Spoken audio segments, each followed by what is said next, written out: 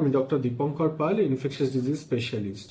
HIV positive পেশেন্টদের বাড়ির লোক, বন্ধু বান্ধব, আত্মীয় স্বজন তারা অযথা আতঙ্কিত হবেন না। এইচআইভি পজিটিভ পেশেন্টের কেয়ার নেওয়ার মাধ্যমে কয়েকটি বিশেষ সতর্কতা অবলম্বন করতে হয় অবশ্যই, কিন্তু একই বিছানায় শোয়া বা একই বাথরুম টয়লেট ইউজ করা, জামা কাপড় সেগুলো পরিষ্কার করা বা থালা বাসনে খাওয়া, এর মাধ্যমে কোনোভাবেই এইচআইভি ছড়ায় না।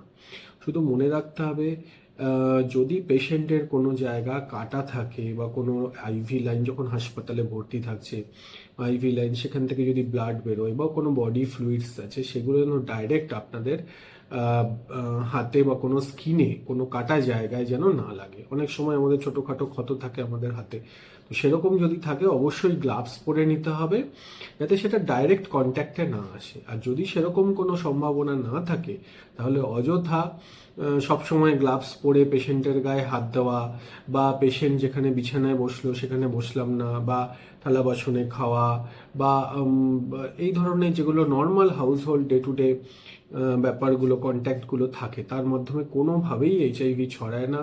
তাই অযথা আতঙ্কিত হবেন না। এইচআইভি পজিটিভ পেশেন্টদের পাশে থাকুন, তাদের কেয়ার নিন। তাদের শারীরিক এবং মানসিক সুস্থতার জন্য আপনাদের এই কেয়ারটা বিশেষভাবে জরুরি। নমস্কার, সবাই ভালো থাকবেন।